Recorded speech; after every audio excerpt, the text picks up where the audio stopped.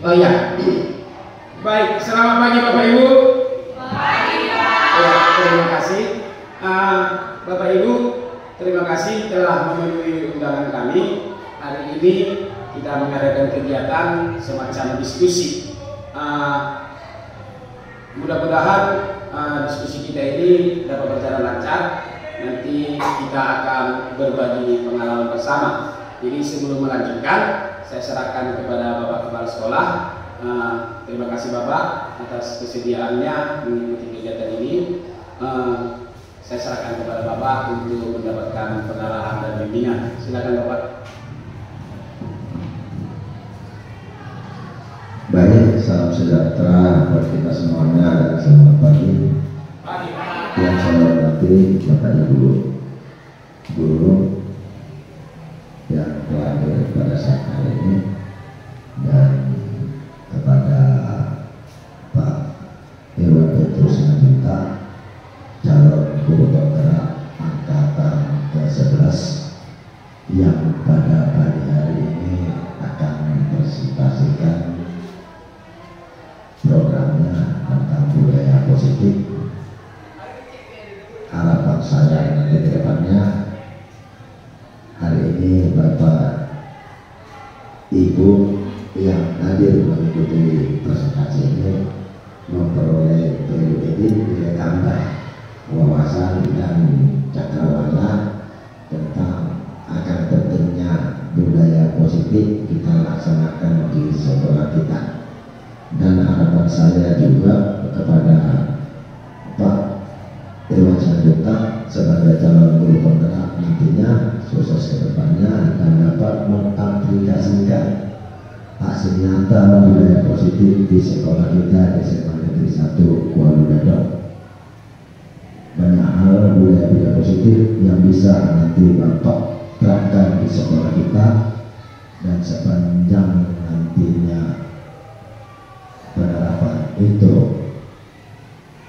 dapat merubah suasana sekolah kita ke arah yang lebih baik. Saya sebagai kepala sekolah mendukung penuh program yang diusulkan oleh Bapak Irwan Simanjuntak, calon guru penggerak dari angkatan ke-11.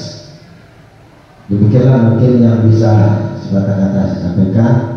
Semoga hari ini Bapak Ibu guru beserta dapat menambah wawasan dan dapat mengimbaskan nantinya kepada guru-guru lain yang tidak mengikuti presentasi pada saat hari ini tentang budaya positif. Dan saya tunggu imbasnya juga dari Bapak Irwan Simanjuntak sebagai calon guru penggerak angkatan ke-11. Demikianlah yang saya sampaikan. Selamat pagi, salam sejahtera buat kita semuanya. Terima kasih. Harapan dan doa-doanya semoga dapat terwujud. Oke lah. Bapak Ibu, mohon izin saya berdiri di sini tidak bermaksud mengajari. Bukan berarti saya lebih pintar dari Bapak Ibu. Ini adalah program diseminasi. Diseminasi itu kan maksudnya menyebarkan pemahaman, membagikan pengalaman. Jadi bukan dalam posisi saya lebih pintar, saya mengajari Bapak Ibu, bukan ya. Kita mau berbagi pengalaman, berbagi hal-hal yang sudah sama-sama kita rasakan di sekolah kita ini. Nah Bapak Ibu, hari ini saya coba memaparkan diseminasi saya mengenai budaya positif di SMA Negeri 1 Kuala Gadong. Bersama saya Irwan Petrus Simanjuntak, sekarang sebagai CGP, calon guru penggerak angkatan 11 dari Kabupaten Labuan Batu Utara, Provinsi Sumatera Utara. Ya, Bapak Ibu, sebelum kita mulai, coba lihat emotikon apa yang ada di depan. Emotikon senyum mata. Bapak Ibu, saya minta kita selama 30 detik mencoba dulu untuk senyum. 30 detik, silakan Bapak Ibu. Kasih senyum manisnya. Ya, lagi. Belum 30 detik. Lagi. Ya, silakan senyum manis Bapak Ibu untuk meregangkan otot-otot wajah untuk merefresh otak kita. Masih bersenyum Bapak Ibu? Silakan. Senyumnya Ibu. Iya, senyum. Kan kalau senyum udah enak ya. Oke. Mantap. Bapak Ibu tepuk tangan dulu untuk Bapak Ibu. Iya.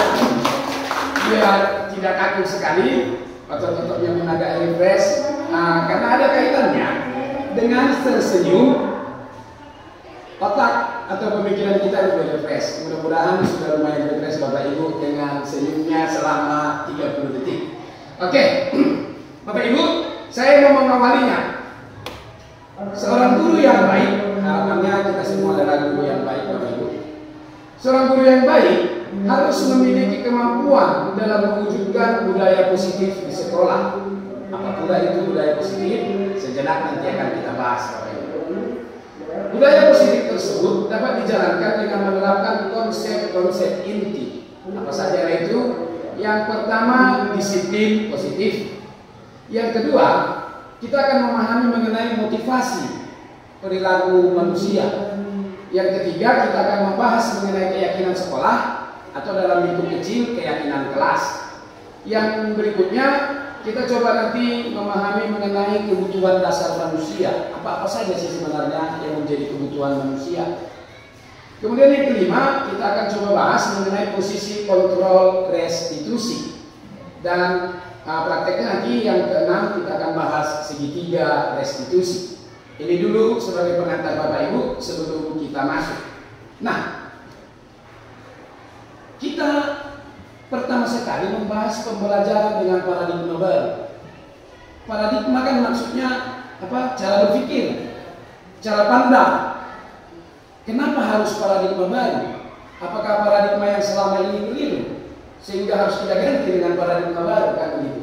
Mudah-mudahan nanti kita dapat memahaminya bersama dengan melihat penjelasannya. Pembelajaran dengan paradigma baru itu merupakan pembelajaran yang dirancang berdasarkan prinsip pembelajaran berdiferensiasi, sehingga para peserta didik belajar sesuai kebutuhannya berdasarkan tahap perkembangan sesuai teori psikologi modern untuk mewujudkan profil pelajar Pancasila. Itu maksudnya Bapak Ibu, kita dengan paradigma baru, dengan cara pikir baru, dengan cara pandang baru, tidak lagi dengan pola-pola yang lama yang selama ini mungkin sampai hari ini masih kita praktekkan. Bagaimana kira-kira itu nanti akan muncul, nanti akan keluar dari pengalaman-pengalaman yang Bapak Ibu bagikan. Oke, mari kita coba membahasnya secara detail. Bapak Ibu, yang selama ini kita lakukan adalah stimulus respon. Ada sesuatu, kita respon langsung. Ada sesuatu, kita respon langsung. Jadi kita lebih pada reaktif, langsung bereaksi. Itu maksudnya tabel yang sebelah kiri. Kemudian kita mari bersama-sama membahas yang tabel sebelah kanan. Sebenarnya bagaimana teori kontrol tentang dunia. Ini yang mau kita perbandingkan. Kita sama-sama membahas ini, mengubah paradigma stimulus respon yang ini ke pendekatan teori kontrol. Oke Bapak Ibu, yang pertama kita bahas realitas atau kebutuhan kita sama. Selama ini cara pandang kita, cara kita berpikir, kita kebutuhannya semua sama. Murid kebutuhannya belajar, guru kebutuhannya mengajar, hanya sekedar di situ. Nah, kalau kita berbicara tentang teori kontrol, ternyata Bapak Ibu, realitas atau kebutuhan kita berbeda-beda. Maka nggak bisa kita samakan. Masing-masing kita punya kebutuhan yang berbeda, punya realitas yang berbeda, latar belakang yang berbeda. Itu harus menjadi cara pandang kita. Jadi jangan lagi kita anggap kita semua sama. Oke? Yang berikutnya, semua orang melihat hal yang sama. Dalam bayangan kita kan, kita melihat sekolah ini sama. Kita melihat murid ini sama. Kita melihat guru ini sama. Ternyata menurut teori kontrol tentang dunia, setiap orang memiliki gambaran yang berbeda. Contohnya gini. Kalau kita melihat situasi sekolah, kadang kita bilang sekolah kita kurang tertib. Nah, kalau melihat setiap orang dengan memiliki gambar yang berbeda, Ternyata yang kita bayangkan sekolah ini kurang tertib belum tentu itu sesuai dengan gambaran orang lain. Orang lain bisa memiliki gambaran yang berbeda. Oh, sekolah ini udah kategori tertib loh dibandingkan sekolah yang lain. Nah, begitu. Jadi melihat satu realitas, satu kenyataan, kita pikir udah sama lah pandangan kita. Ternyata berbeda-beda. Yang berikutnya, kita mencoba mengubah orang agar berpandangan sama dengan kita. Apalagi Bapak Ibu kita guru ini terhadap siswa kita. Maunya semua siswa itu memiliki gambaran yang sama dengan kita. Anak-anak ini maunya sukses jadi dokter kah? Anak-anak ini maunya sukses jadi guru kah? Padahal zaman sudah berubah. Sekarang cita-cita anak-anak gak lagi sekedar guru, dokter seperti zaman kita Bapak Ibu. Sekarang sudah banyak sekali kan cita-cita anak-anak, konten kreator misalnya. Yang zaman dulu, zaman kita Bapak Ibu guru ketika sekolah nggak ada itu. Kemudian YouTuber, gamer, sudah berbeda-beda, sudah beraneka ragam. Jadi mari kita jangan cara pandang, cara berpikirnya sama terus. Kira-kira itu maksudnya Bapak Ibu. Kemudian yang berikutnya, perilaku buruk dilihat sebagai suatu kesalahan. Salah adalah siswa kita yang melanggar. Salah kau, itu kesalahan. Salah, itu terus poin penekanan kita. Sementara menurut teori kontrol, semua perilaku memiliki tujuan. Pertama ini, kita lihat setiap ada kesalahan, apanya tujuan anak kita ini melakukan itu? Apanya tujuannya sehingga dia melakukan hal yang salah tersebut? Dengan memikirkan sebenarnya apa tujuan anak, kita coba memahami hal itu. Jadi nggak melulu lagi salah, dan salah. Kira-kira gitu Bapak Ibu. Yang lain, yang berikutnya, orang lain bisa mengontrol saya. Apalagi dalam relasi kita, Bapak Ibu guru sama anak-anak kita. Kalau perasaan kita bisa mengontrol anak-anak itu. Kenyataannya enggak.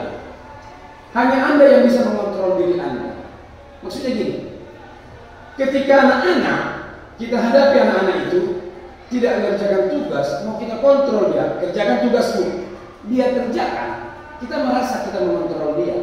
Posisi yang sebenarnya adalah anak itu mau. Kalau dia nggak mau, nggak lakukannya itu. Jadi yang menentukan adalah diri kita masing-masing. Jangan lagi kita berharap bahwa kita bisa mengontrol orang lain. Nah, sebenarnya kemarin saya bisa mengontrol orang lain, ternyata Anda tidak bisa mengontrol orang lain. Kenapa selama ini kayaknya bisa? Mungkin ada faktor pemaksaan, ada faktor hubungan, dan hal lain sebagainya. Yang berikutnya, pemaksaan ada pada saat rujukan gagal. Ini sering, saya sendiri sering Bapak Ibu melakukan pemaksaan ketika rujukan gagal. Pemaksaannya dengan cara apa? Hukuman. Masih banyak kita Bapak Ibu guru yang melakukan hukuman sehingga itu berupa paksaan kepada anak didik. Kadang contohnya kan, dia tidak kerjakan PR, kita beri hukuman sehingga dia kerjakan PR. Yang jadi pertanyaan Bapak Ibu, dia kerjakan PR itu adalah karena adanya pemaksaan, bukan karena tumbuh kesadaran dari hatinya. Itu yang dimaksud di sini. Sementara menurut teori kontrol, kolaborasi dan konsensus menciptakan pilihan-pilihan baru. Jadi tidak harus dengan paksaan. Pilihan harapan yang kita pilih adalah tumbuhlah kesadaran anak kita itu. Bukan dia kerjakan PR karena dipaksa atau karena dihukum, tapi maunya dia kerjakan PR karena memang kesadarannya yang tumbuh. Itulah harapan kita. Yang berikutnya, model berpikir menang kalah. Apalagi kita Bapak Ibu guru, mohon izin, mohon maaf, masih ada egoisnya. Ya kan Bapak Ibu guru, kita harus menang menghadapi siswa. Kita harus dalam posisi menang, siswa harus kalah. Saya suruh ngerjain tugas, kamu yang kerjain, harus kau kerjain. Kalau nggak kau kerjain, hukum. Jadi guru harus dalam posisi menang, murid harus dalam posisi kalah.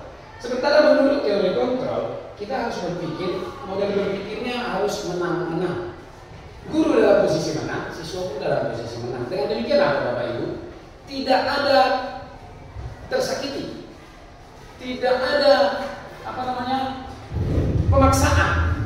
Harapannya guru merasa menang ketika dia berhasil menanamkan kesadaran kepada siswa. Siswa juga senang, kesadarannya tumbuh. Jadi prinsipnya menang-menang.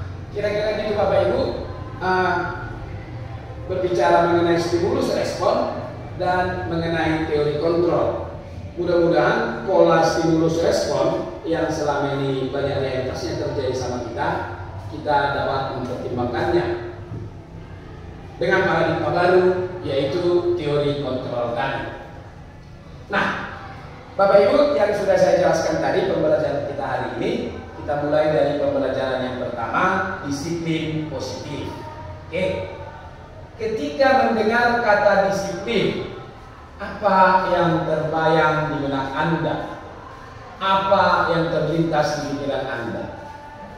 Kalau dengar disiplin, apa yang terlintas? Silakan Bapak Ibu. Angkat tangan ya. Peraturan, terima kasih Bu. Silakan Bu. Tepat waktu, kalau udah disiplin tepat waktu. Bapak? Melakukannya terus-menerus. Harus terus-menerus. Ya, Ibu. Perubahan perilaku yang lebih positif. Ada lagi? Silakan Ibu-ibu. Kalau dibilang disiplin, langsung apa yang di benak kita? Tadi sudah banyak tepat waktu, peraturan. Ada lagi Ibu mungkin? Kalau dibilang disiplin, apa yang terlintas di benak? Gimana? Komitmen. Oke, terima kasih Bu. Apalagi ada lagi yang mengenai pendapatnya? Konsisten. Oke, sudah banyak pendapat dari kita Bapak Ibu. Mari kita bahas bersama. Secara umum kan Bapak Ibu, kalau kita mendengar kata disiplin, kita langsung berbahas tentang tata tertib, ya kan? Sering sekali. Kalau nggak tata tertib, teratur. Anak-anak disiplinnya, duduknya pun disiplin, tapi bisa teratur, kan kira-kira gitu. Kemudian kepatuhan pada peraturan. Anak-anak sekolah kita sudah punya peraturan. Anak-anak harus disiplin, harus patuh. Itu kira-kira yang sering terlintas. Kemudian kata disiplin juga sering dihubungkan dengan hukuman. Kita Bapak Ibu, kalau bicara disiplin pasti kaitannya dengan hukuman. Kenapa? Kalau nggak disiplin, ya dihukum. Itu realitas yang terjadi, yang kita jalani, kita geluti sehari-hari. Bapak Ibu, ternyata itu sungguh berbeda. Karena belajar tentang disiplin positif tidak harus dengan memberi hukuman. Justru itu adalah salah satu alternatif terakhir. Hukuman itu alternatif terakhir, dan jika perlu nggak usah dipakai. Sebisanya kita nggak usah pakai hukuman. Kenapa? Karena ternyata hukuman itu buat sakit. Dalam budaya kita, makna kata disiplin dimaknai menjadi sesuatu yang dilakukan seseorang pada orang lain untuk mendapatkan kepatuhan. Total itu Bapak Ibu. Kita menerapkan disiplin kepada murid supaya apa? Supaya murid kita patuh. Pokoknya ini peraturannya. Kamu harus disiplin, kamu harus patuh, jangan melanggar disiplin. Kan kira-kira gitu yang polanya selama ini. Kita cenderung menghubungkan kata disiplin dengan ketidaknyamanan. Takut dihukum, takut ditegur, takut disenggah, takut dibentak, dan lain sebagainya. Makanya kalau murid-murid kita mendengar kita ngomong, ayo disiplin, hal yang dirasakan langsung, nanti aku melanggar disiplin, kena hukum, atau SPO, surat panggilan orang tua. Jadi rasanya tidak nyaman. Nah, kita lanjutkan Bapak Ibu. Kita bahas mengenai disiplin positif. Disiplin positif itu apa? Itu adalah cara penerapan disiplin yang mengajarkan anak bertanggung jawab. Itu dulu poinnya. Bagaimana supaya murid-murid kita itu bertanggung jawab dan menumbuhkan kesadaran diri berdasarkan nilai-nilai kebajikan. Itu yang sebenarnya kita harapkan. Jadi anak kita itu berdisiplin bukan karena takut dihukum maunya, bukan karena tidak nyaman, bukan karena nanti dipukul kakiku. Maunya tidak seperti itu, tapi maunya adalah anak itu disiplin karena dia memang bertanggung jawab. Tumbuh kesadarannya berdasarkan nilai-nilai kebajikan, nilai-nilai yang baik. Kalau dibilang nilai-nilai kebajikan, semua itu adalah berbicara tentang hal yang baik. Disiplin positif lebih ke arah disiplin diri yang dapat mengontrol diri dalam melakukan segala tindakan. Kalau dapat saja kita mengontrol diri, apalagi anak-anak kita murid-murid. Kalau mereka dapat mengontrol diri, mudah-mudahan disiplin akan muncul. Kadang kan yang kebablasannya ketidakmampuan mengontrol diri. Disiplin diri itu dapat membuat murid memahami dan menyadari. Tadi Bapak Ibu, paham dulu dan sadar, bukan karena hukuman. Di situ selalu ingat Bapak Ibu. Mudah-mudahan itu tumbuh karena dia paham dan dia sadar, bukan karena takut dihukum. Berdasarkan motivasi internal, maksudnya motivasi internal, motivasi itu tumbuh dari dalam dirinya, internal, dari dalam diri keluar motivasi. Bukan karena dimotivasi oleh orang lain. Jadi kita sering membutuhkan motivasi. Kita sering mengharapkan kita didukung. Tapi Bapak Ibu ternyata motivasi-motivasi atau dukungan dari orang tua, dari guru, dari teman-teman, dari sahabat, ternyata itu bukan faktor utama. Itu bisa menjadi faktor kedua, ketiga, dan lain sebagainya. Faktor utama yang pertama adalah motivasi dari dalam diri sendiri. Itu yang disebut motivasi internal. Jadi harapannya dia berdisiplin karena tumbuh dari dalam dirinya, bukan karena dipaksa oleh guru misalnya, atau bukan karena supaya dapat pujian. Ih, bagus sekali kamu ya, mantap sekali, keren, begitulah maunya. Jadi dia senang dengan pujian. Itu kan faktor luar. Guru memuji itu kan faktor luar.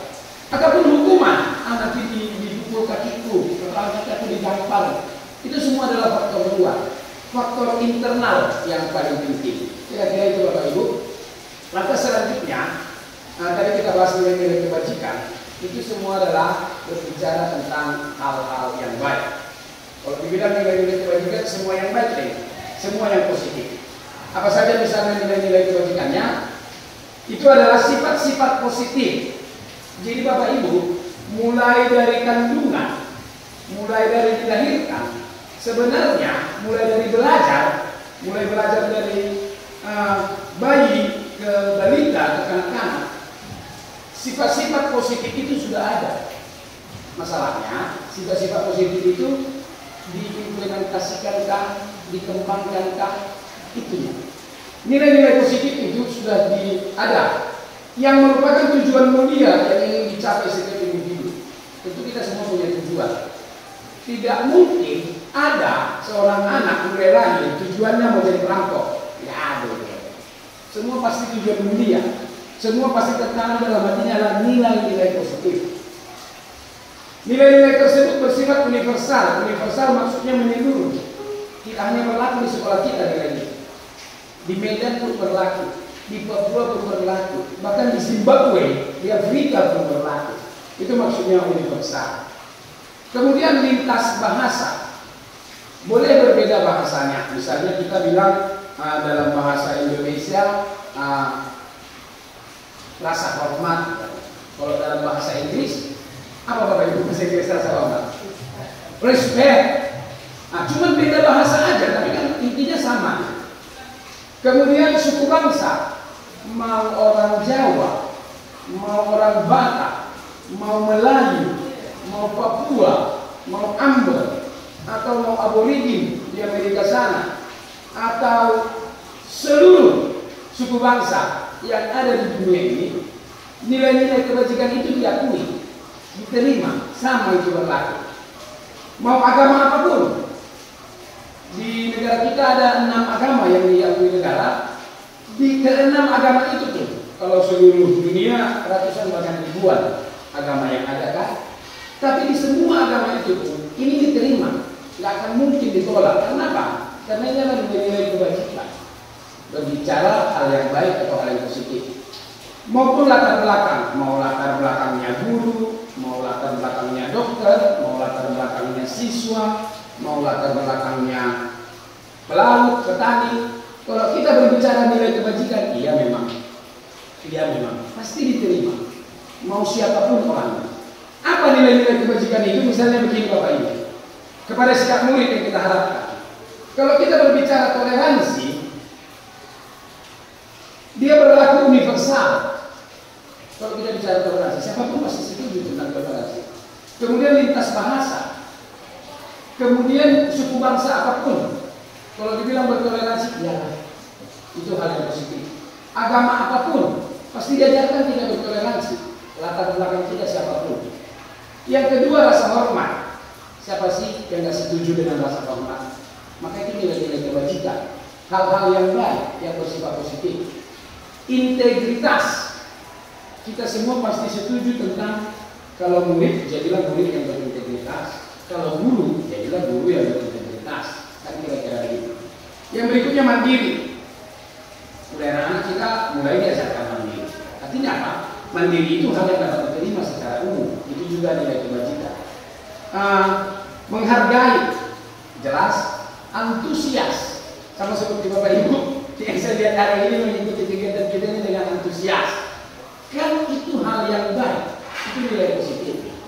Kemudian empati. Kalau kita lihat kawan kita sedang berduka, kita turut merasakan duka cita. Itu kan empati. Oke. Kemudian keingintahuan. Mulai dari kecil juga kita sudah diajarkan rasa ingin tahu, maka belajar. Kreativitas. Siapa kita yang menolak kreatif? Tidak ada. Semua akan menerima kreativitas. Kerjasama. Sering kita lakukan.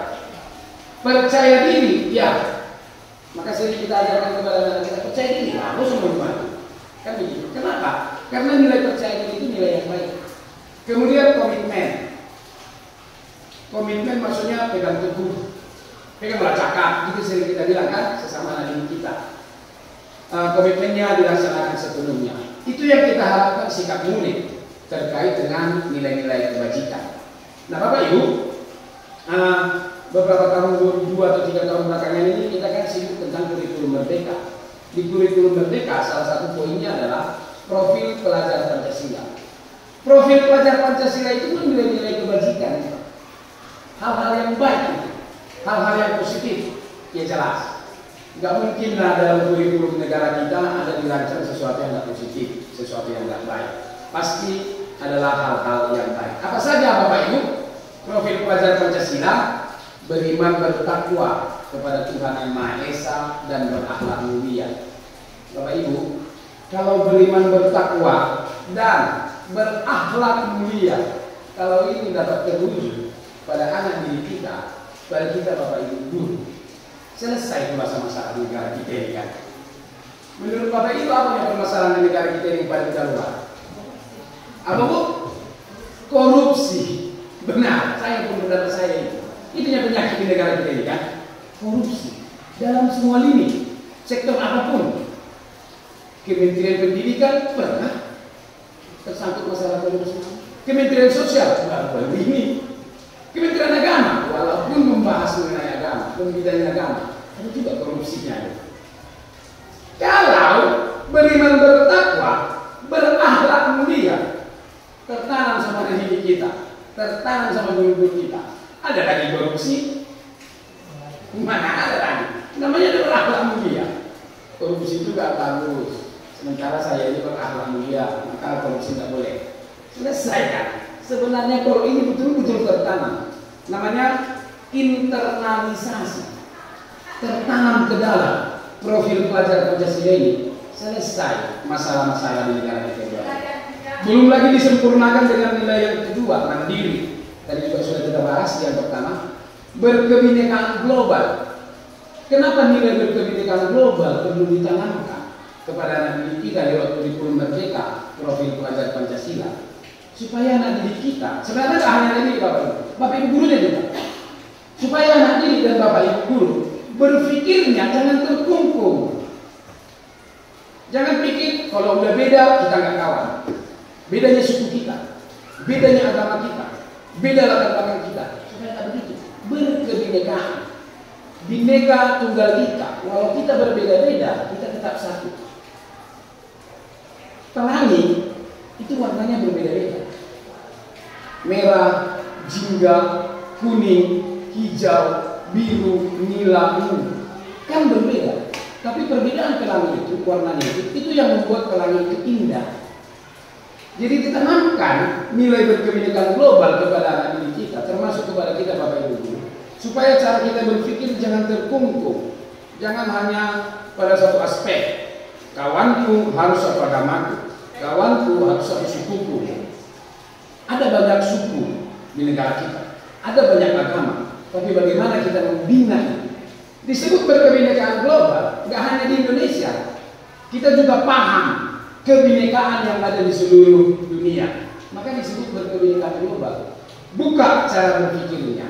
Kira-kira itu tujuannya dimasukkan ke profil pelajar Pancasila. Selanjutnya bergotong royong. Pasti kita Bapak Ibu sudah sering melakukan ini, bahkan mulai remaja, mulai dewasa. Apalagi sekarang kita Bapak Ibu guru. Rewang itu kan bentuk dari gotong royong. Sering di sekolah, di lingkungan kita ada kegiatan, ada pesta atau kemalangan, pasti kita melaksanakan rewang. Kalau yang orang Batak seperti saya itu namanya marhobas. Apa arti marhobas? Ya rewang. Apa itu? Kegiatan gotong royong. Hal yang menarik Bapak Ibu, kebetulan negara kita seluruh Indonesia adalah negara agraris, negara pertanian. Yang sudah sangat melekat bagi Indonesia dalam gotong royong adalah cara bertani. Para petani biasanya ngumpul, hari ini mereka mengerjakan ladangnya si A. Besok mereka juga berkumpul mengerjakan ladangnya si B, dan begitu selanjutnya. Orang Batak menyebutnya itu marsidabari. Kalau orang Melayu pernah saya dengar bukan. Orang Pualu Hilir mereka menyebut istilahnya itu marsalapari. Jadi ganti-gantian menggunakan tenaganya. Di orang Jawa juga seperti itu. Itu budaya gotong royong yang sudah sering kita laksanakan di sekolah kita. Ini situasi lagi banjir pasang. Anak-anak kita di kelas kan bergotong royong, membersihkan ruangan, membersihkan halaman. Nilai-nilai gotong royong itu adalah nilai-nilai yang baik, positif. Kenapa? Dengan bekerja sama, tujuan akan semakin cepat bisa dicapai. Yang berikutnya kreatif. Tidak ada kita satupun yang menolak kata kreatif sebagai nilai-nilai kebajikan, nilai yang baik. Dan yang terakhir bernalar kritis. Kenapa bernalar kritis ini perlu ditekankan sekali? Contohnya adalah banyaknya hoax, informasi-informasi sesat yang beredar. Dan di negara kita masih banyak kali yang termakan hoax. Kenapa orang bisa sampai termakan hoax, langsung percaya sebuah informasi, padahal itu informasi bohong? Karena belum bernalar kritis. Maka diharapkan kepada diri kita. Kita juga Bapak Ibu guru. Jadi cara pikir kita jangan melulu menekankan kepada diri. Kita juga Bapak Ibu guru perlu bernalar kritis. Kira-kira begitu. Kalau sudah bernalar kritis, pasti muncul pertanyaan, muncul analisa, sehingga tidak begitu saja percaya terhadap informasi-informasi yang menyesatkan. Itu pembelajaran kita yang pertama Bapak Ibu. Kita lanjutkan pembelajaran yang kedua, yaitu kita hari sekarang akan bahas mengenai motivasi, mengenai hukuman, mengenai penghargaan, dan mengenai restitusi. Kita bahas dulu motivasi.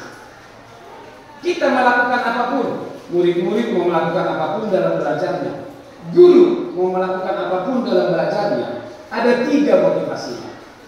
Motivasi yang pertama adalah untuk menghindari ketidaknyamanan atau hukuman. Coba kita refleksikan kita Bapak Ibu guru, anak-anak kita itu mau belajar karena memang mau dari hatinya atau karena memang mau menghindari hukuman.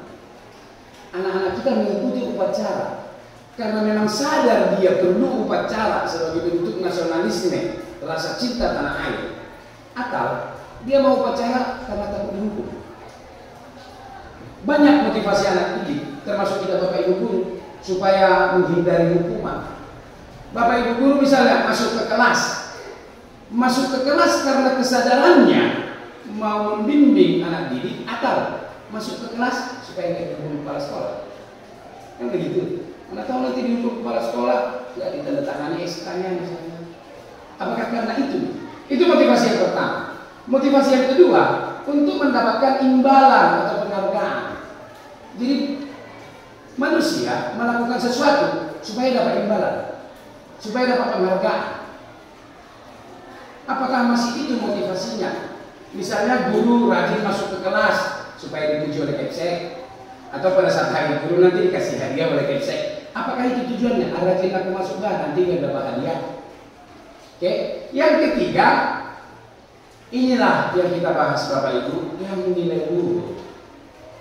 Murid-murid mau belajar Guru-guru mau mengajar, maunya karena untuk menjadi orang yang mereka inginkan dan menghargai diri sendiri dengan nilai-nilai yang mereka percaya.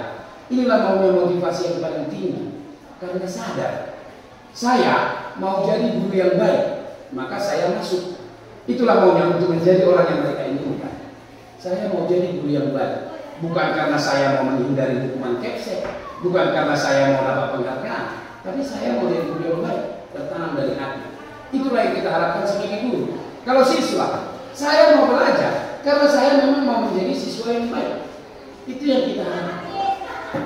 Saya menghargai diri saya, bukan karena orang lain yang mau menghukum atau bukan karena orang lain yang mau memberi hadiah, tapi karena saya menghargai diri saya sendiri.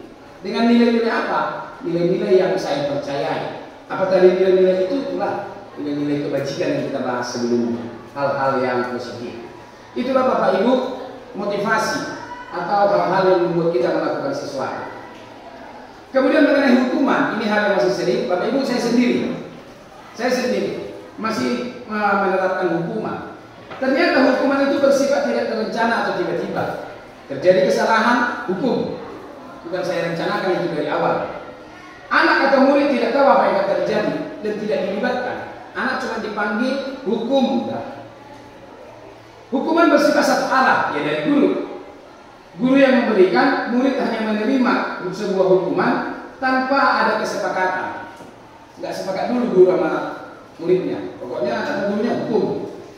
Atau pengarahan dari pihak guru, baik sebelum atau sesudahnya. Inilah yang sering terjadi mengenai hukuman. Hukuman yang diberikan bisa berupa fisik. Saya sendiri pernah melakukan hukuman berupa fisik. Saya pukuli kakinya pakai kayu. Secara psikis kita bentak, kita senggak, kita hina. Murid atau anak disakiti oleh suatu perbuatan atau kata-kata. Dengan kata-kata sering kita Bapak Ibu guru menyakiti hati murid. Anak kurang ajar ini, tak bisa dituntut, tak bisa diajari. Anak akan merasa tersakiti.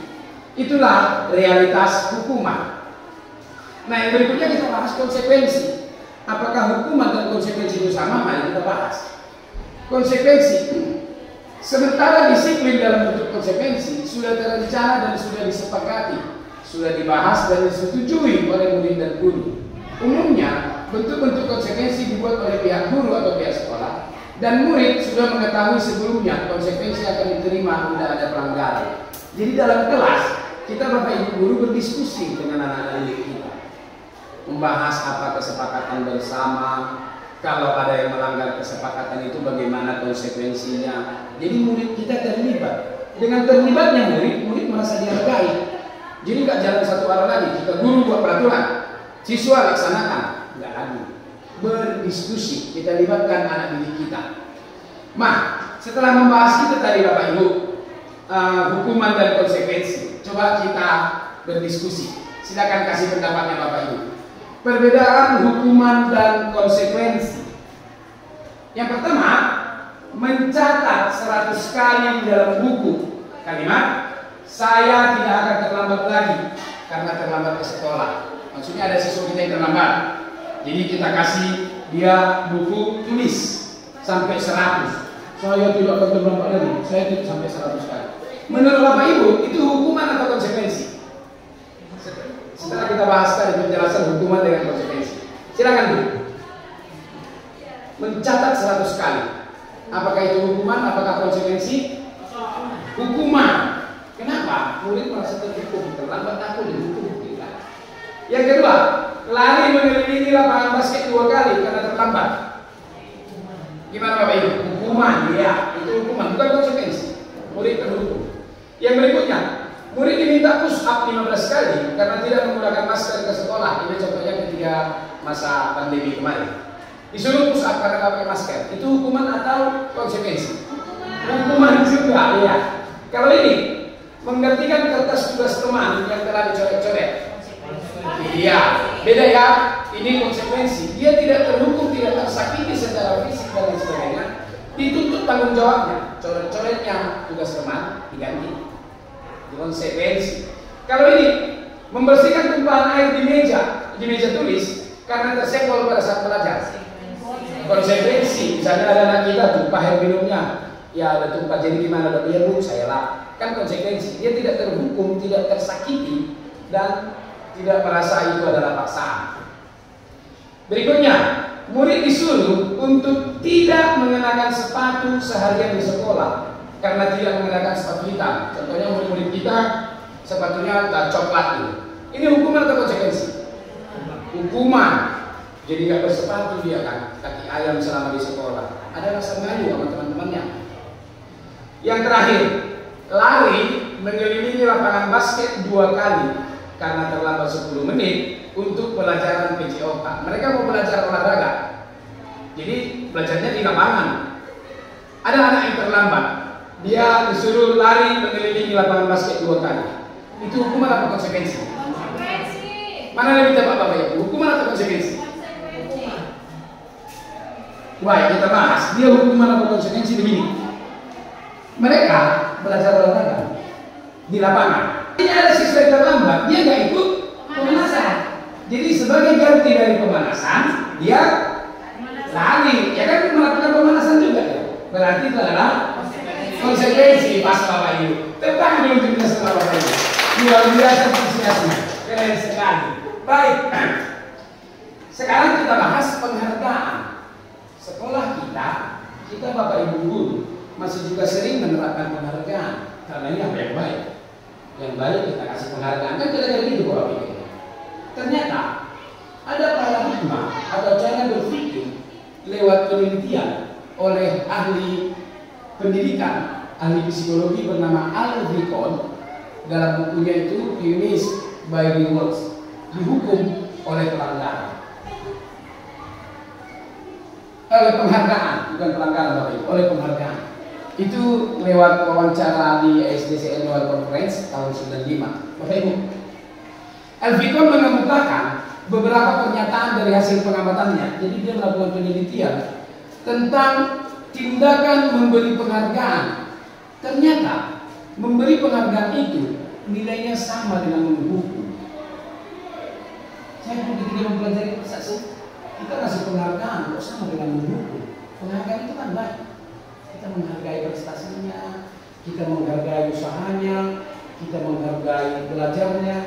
Kok sama dengan menghukum? Mari kita bahas Bapak Ibu. Pengaruh jangka pendek dan jangka panjang. Penghargaan efektif jika kita menginginkan seseorang melakukan sesuatu yang kita inginkan. Kita menggunakan penghargaan lagi, kasih lagi penghargaan, kasih hadiah. Maka orang tersebut akan bergantung pada penghargaan. Jadi dia kehilangan motivasi dari dalam. Jadi anak didik kita mau belajar, mau berprestasi itu karena hadiah, karena mau dapat penghargaan, mau dapat hadiah buku, hadiah piagam, karena itu bukan lagi karena dari dalam dirinya. Sudah jadi dari faktor luar. Yang berikutnya, jika kita mendapatkan penghargaan untuk melakukan sesuatu yang baik, maka selain kita senantiasa berharap mendapatkan penghargaan tersebut lagi, kita pun menjadi tidak menyadari tindakan baik yang kita lakukan. Murid berbuat baik dihargai oleh guru, guru berbuat baik dihargai oleh kepsek. Kalau penghargaannya terus, kita jadi fokusnya dihargai. Kita nggak tahu lagi bahwa kita sudah melakukan hal yang baik. Yang kita tahu adalah kita dihargai. Nggak tumbuh dari dalam lagi perbuatan itu ternyata. Kalau terus menerus, ketika seorang diberi penghargaan atau dipuji di depan orang lain, maka yang lain akan merasa iri. Nyata ini ya Bapak Ibu. Kalau dalam kelas kita memuji seorang siswa, siswa yang lain gimana perasaannya? Saya enak kan apa aja dipuji. Dalam dirinya dia merasa iri. Satu orang kita puji, mungkin 20 orang yang lain merasa iri. Dan sebagian dari mereka akan tidak menyukai orang yang diberi penghargaan tersebut. Kalau ada si A kita puji, 20 orang lagi akan iri, dan bisa saja 20 orang lain tidak suka sama si A. Mau nanti keluar ngomongnya, Allah, kau adalah dunia kamu, kau capernya di depan guru. Kan jadi begitu relasinya ternyata. Yang berikutnya, jika seorang guru sering memberi penghargaan kepada murid-muridnya, besar kemungkinan murid-muridnya termotivasi hanya untuk menyenangkan gurunya. Kita pujilah anak-anak itu, datang anak-anak itu pikir, supaya senang guruku. Jadi dia mau melakukan sesuatu supaya senang guruku, tidak lagi supaya nilai yang dari dalam diri. Mereka tidak akan bersikap jujur kepada guru tersebut. Jadi maulah berbohong demi supaya gurunya senang. Berikutnya, penghargaan menciptakan persaingan di kelas dan persaingan menciptakan kecemasan. Saya temukan itu Bapak Ibu di salah satu kelas 12. Si A mendapat penghargaan, si B mendapat penghargaan, maka di kelas itu ada persaingan, kompetisi, saling bersaing mereka. Kemudian ternyata persaingan itu menciptakan kecemasan. Anak jadi cemas, bisa nggak kusaingi dia biar aku juara satu. Jadi cemas yang timbul, nggak nyaman tadinya. Itu maksudnya.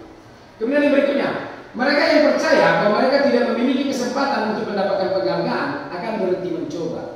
Jadi hanya yang kita puji-puji inilah terus. Yang lain yang nggak dipuji itu, nggak ada lagi itu. Nggak pernah aku coba itu nggak akan dapat aku pujian. Mati, ya kan Bu? Nggak ada lagi itu dosa dosa itu, katanya kan Bu? Itu ternyata kalau kita melakukan penghargaan, memberi pujian, memberi hadiah, oke, itu realitasnya. Sekarang kita bahas mengenai restitusi. Restitusi itu proses menciptakan kondisi bagi murid untuk memperbaiki kesalahan. Jadi supaya fokus kita tidak melulu hukuman, kita laksanakan restitusi, sehingga mereka bisa kembali kepada kelompok mereka dengan karakter yang lebih kuat. Anak didik kita berbuat salah, jangan terus kita tekan itu salah, itu maksudnya. Tapi bagaimana supaya mereka belajar dari kesalahan tersebut? Restitusi juga merupakan proses kolaboratif yang mengajarkan murid mencari solusi. Jadi anak itu kita hargai, kita tanya, menurutmu apalah solusinya? Dia senang itu. Tidak melulu dari kita terus, dari kita guru. Membantu murid berpikir tentang orang seperti apa yang mereka inginkan menjadi dan bagaimana mereka memperlakukan orang lain. Bapak Ibu, ini intinya. Restitusi bukan untuk menebus kesalahan, namun untuk belajar dari kesalahan. Kita lanjut ya Bapak Ibu, kita sekarang membahas mengenai keyakinan sekolah atau keyakinan kelas. Keyakinan sekolah atau kelas berupa pernyataan-pernyataan universal yang mudah diingat dan dipahami dan harus diterapkan di lingkungan sekolah. Guru berperan dalam mewujudkan terbentuknya keyakinan sekolah atau kelas dengan adanya kesepakatan. Itu poinnya Bapak Ibu, kesepakatan. Jadi kita masuk ke kelas, kita berbicara, berdiskusi dengan murid-murid kita, dapat kesepakatan bersama. Jadi nggak satu arah, nggak dari guru aja. Mengapa tidak peraturan saja? Mengapa harus keyakinan kelas? Karena kalau kita buat keyakinan kelas, kita minta pendapat murid kita hargai murid kita, dan itu adalah keputusan bersama, maka akan mendukung motivasi intrinsik. Sama ya Bapak Ibu, motivasi intrinsik dengan motivasi internal tadi berasal dari dalam. Jadi nggak karena faktor-faktor luar, tapi dasar memang dari dalam dirinya. Kembali ke nilai-nilai atau keyakinan-keyakinan lebih menggerakkan seseorang dibanding mengikuti peraturan. Jadi kalau dia sadar ada nilai-nilai yang baik, dia mudah-mudahan akan lebih sadar untuk melakukannya, bukan karena diatur-atur. Gitu maksudnya Bapak Ibu.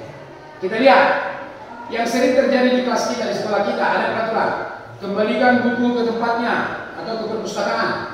Dilarang mengganggu orang lain. Hadir di sekolah 15 menit sebelum belajar. Dilarang melakukan kekerasan. Dilarang menggunakan narkoba. Bergantian atau menunggu giliran. Gunakan masker secara khusus ketika banyak abu misalnya atau ketika ada pandemi.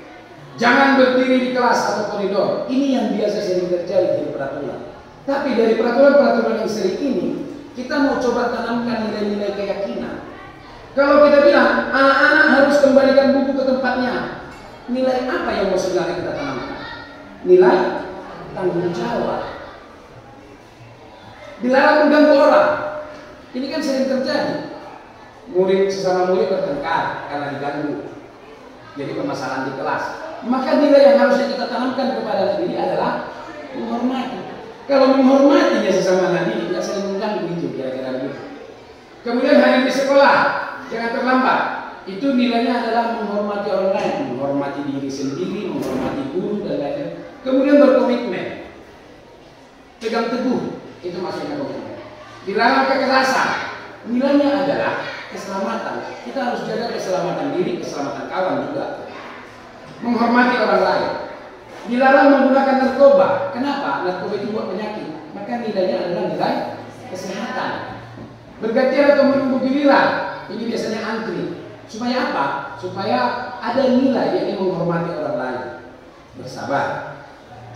Gunakan masker.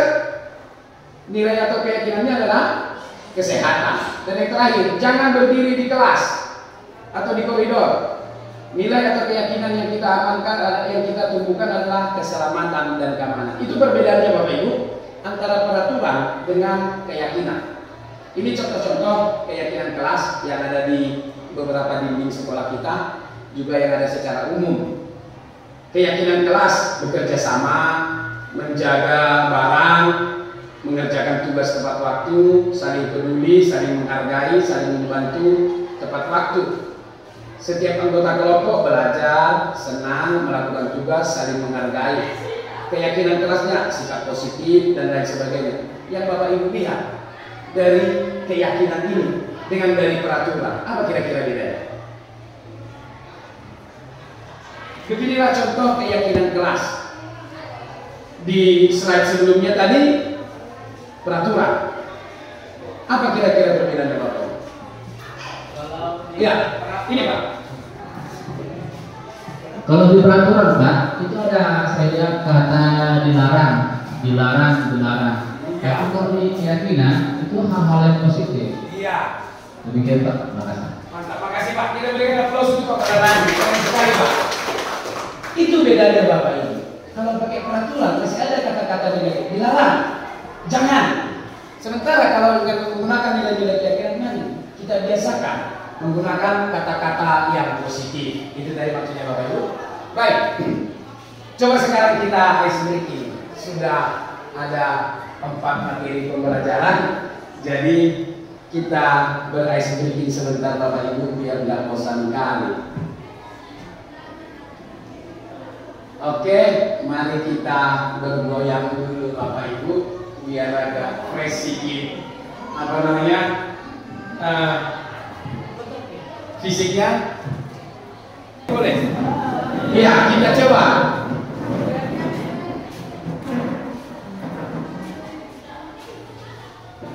Iya, kita ikuti aja ya. Mana suaranya? Pak Ibu, kita mulai ya. Ayo.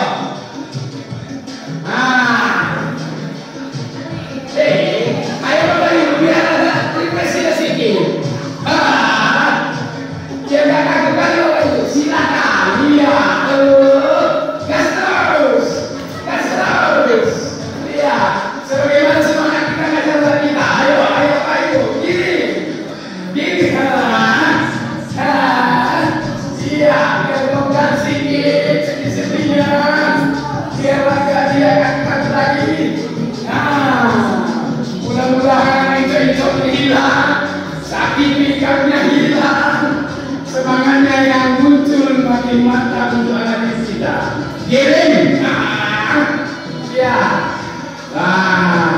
goyang lagi,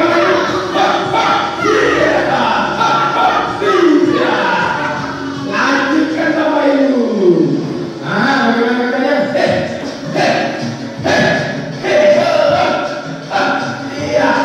Mengobati sakit pinggangnya, mengobati pegel hidungnya, ayo biar makin semangat. Iya, ingat semangat itu dalam diri. Begini kita buat, giring terus. Ayo, lari. Santai sedikit. Iya. Ada santainya sedikit. Iya, biar gak sakit pinggang. Hilangin shotnya ya. Giring terus. Iya kan, itu sakit pinggang. Iya, itu sakit pinggang. Oke. Giring terus. Oke. Santai sedikit. Santai sedikit. Pinggang Bapak Ibu. Iya.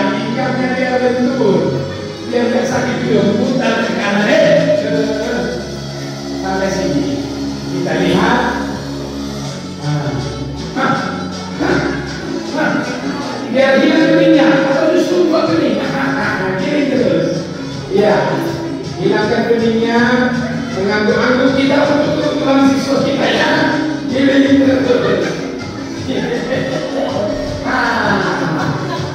Longgarkan pikirannya.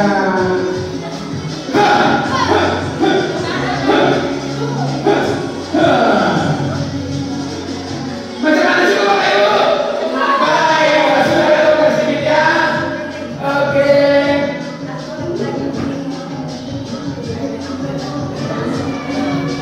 Sudah? Iya. Kita cukupkan Bapak Ibu. Ya, silakan dulu gimana pemasannya. Ada mau kasih tangan dulu Bapak Ibu. Iya. Oke. Mudah-mudahan sudah makin semangat kita.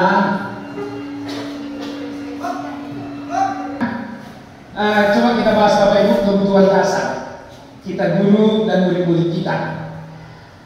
Ada sebuah pernyataan, ketika seorang murid melakukan suatu perbuatan yang bertentangan dengan nilai-nilai kebajikan atau melanggar peraturan, hal itu sebenarnya dikarenakan mereka gagal memenuhi kebutuhan dasar mereka. Jadi karena adanya kebutuhan, tapi kebutuhannya itu tidak terpenuhi, sehingga mereka melakukan kesalahan.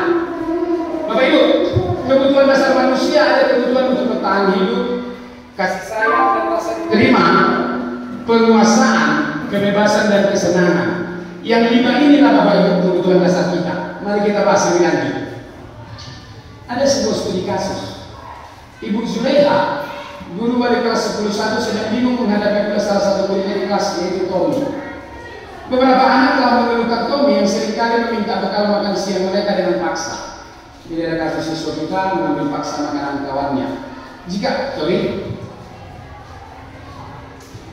Anda menghadapi situasi seperti Ibu Zulaiha, apa yang akan Anda lakukan? Menurut Anda, kira-kira apa alasan Tommy melakukan itu? Menurut Bapak Ibu, kalau ada anak kita di kelas, mereka bawa bekal makan siang, ya kan si Tommy dia pilih makan siang kawannya secara paksa. Menurut Bapak Ibu, kira-kira apa alasan Tommy? Silakan ya. Iya, mungkin gak ada bekalnya kan, dimintai bekal kawannya secara paksa. Yang lain, kira-kira apa lagi alasan Tommy? Iya, bisa Pak. Mungkin Tommy-nya Pak ingin mengganggu teman makan, jadi supaya ribut. Dasar Tommy-nya suka mengganggu ya. Oke. Baik Bapak Ibu, langsung saja kita bahas bersama ya. Bisa saja alasan yang pertama, si Tommy itu lapar. Kenapa lapar? Orang tuanya nggak kasihnya bekal. Itu yang seperti dibilang Ibu di dia tadi. Maka kebutuhan dasar yang sedang dipilih Tommy adalah kebutuhan bertahan hidup. Sebagai kita bertahan hidup kan kita harus makan. Oke. Ada alasan kedua, misalnya dia senang aja kalau kawannya memperhatikan dia. Jadi kawannya melaporkan kepada guru ngasih tahu ke orang tua. Setelah dikasih tahu guru sama orang tuanya jadi memperhatikan dia. Jadi sebenarnya kebutuhan yang sedang ingin dipenuhi oleh Tommy adalah kasih sayang dan rasa diterima. Dia diperhatikan orang tua dari rumah. Gitu. Yang berikutnya, bisa saja supaya kawan-kawannya takut sama dia, sehingga kawan-kawannya menuruti keinginannya. Kalau si Tommy mau melakukan itu supaya kawan-kawannya takut, berarti si Tommy ada ingin kebutuhannya ingin berpuasa. Ya kan di kelas kita ada sebagian anak yang ingin berpuasa. Yang berikutnya, mungkin Tommy bosan, dikasih orang tuanya dia bekal, tapi gitu-gitu aja dia bosan. Jadi dia ingin mencoba makanan temannya yang beraneka ragam, biar nggak bosan. Jadi karena dia bosan, sebenarnya kebutuhannya adalah kebutuhan akan kebebasan, biar nggak bosan terus. Yang berikutnya, terakhir, ya dia iseng aja, seperti dibilang Kak Lalahi tadi mungkin. Dia suka melihat kawannya, ekspresi kawan-kawannya kesal, dia merasa senang. Yang sering itu kan laki-laki perempuan, dijahitin ya. Gitu. Berarti si Tommy sedang berusaha memenuhi kebutuhannya, yaitu kesenangan. Have fun, mau bersenang-senang aja. Baik Bapak Ibu, sekarang kita lanjut. Posisi kontrol restitusi. Perhatikan kita Bapak Ibu, kita sebagai guru ada 5 posisi kita menghadapi murid. Ternyata yang pertama guru sebagai penghukum. Saya sendiri Bapak Ibu melakukan ini.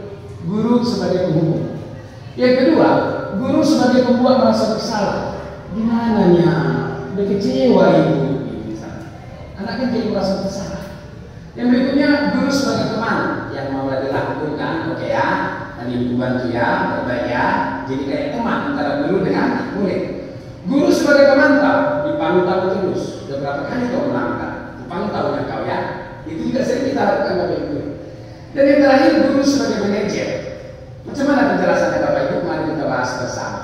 Nah, kalau guru sebagai penghukum, dia biasanya menghardik, menunjuk siswa, bahkan menyakiti. Kalau dia merasa bersalah, guru akan bilang, seharusnya kamu nggak gitulah. Bapak atau ibu udah kecewa sama kamu. Siswa kita jadi merasa bersalah. Kalau buat jadi teman, ya udahlah. Buatkan alasan-alasan untuk muridnya, ya udahlah. Bapak bantu hari ini ya, dan kali jangan. Kan jadi kayak berteman. Kemudian kalau sebagai pemantau, dihitung dan diukur. Udah dihitung kok ya, ada 5 kali kau terlambat. Terus-terusan itu yang pemantau. Tapi kalau manajer, dia mengajukan pertanyaan-pertanyaan. Harapannya apa? Muncul jawaban dari siswa. Harapan terakhirnya adalah jawaban dari siswa itu adalah kesadarannya yang tumbuh, motivasi intrinsik. Yang berikutnya biasa kata-katanya. Kalau guru penghukum pasti bilang, awas ya, rasakan, mengancamnya gurunya. Kalau guru yang buat bersalah, ibu udah lelah, ibu udah stres menghadapi kau. Itu biasanya guru yang membuat merasa bersalah. Kalau guru yang teman, ayo ya, kerjakan ya demi ibu ya, atau demi bapak ya. Jadi kayak teman mereka. Kalau dia memantau, kau apa peraturan?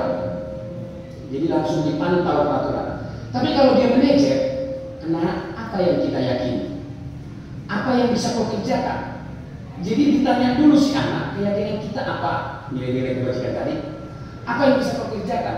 Jadi muncul motivasi dari anak, dia mikir menyelesaikan permasalahannya dan merumuskan solusinya yang tumbuh dari dirinya, bukan karena dipaksa guru, kira-kira begitu. Hasilnya, yang dihukum itu anak kita sering memberontak, menyalahkan orang lain, berbohong. Anak-anak yang sering dihukum beginilah Bapak Ibu. Kita pernah lihat kasus sepeda motor gurunya dikasih kertas di businya karena dia dihukum. Memberontaknya dilakukan begitu. Jadi gurunya sibuk menghidupkan sepeda motornya nggak bisa-bisa. Itu kan bentuk dari memberontak. Atau mungkin siswanya jadi melawan sama gurunya. Ada. Kalau berbuat merasa bersalah, itu akan jadi menyembunyikan. Anak-anak jadi menyangkal, jadi berbohong. Kalau sebagai teman, anak-anak menjadi ketergantungan. Sama bapak itulah nanti. Sama ibu itulah nanti. Ketergantungan ke orang lain, bukan dari dalam diri. Kemudian kalau memantau, ini yang selalu mengawasi. Kuawasi kau ya, beberapa kali kau melanggar. Sekali lagi kau melanggar, pecat. Gitu kira-kira. Kemudian kalau dia manajer, dia menguatkan pribadi. Kau pasti punya kepribadian yang baik. Kau pasti punya nilai-nilai keyakinan.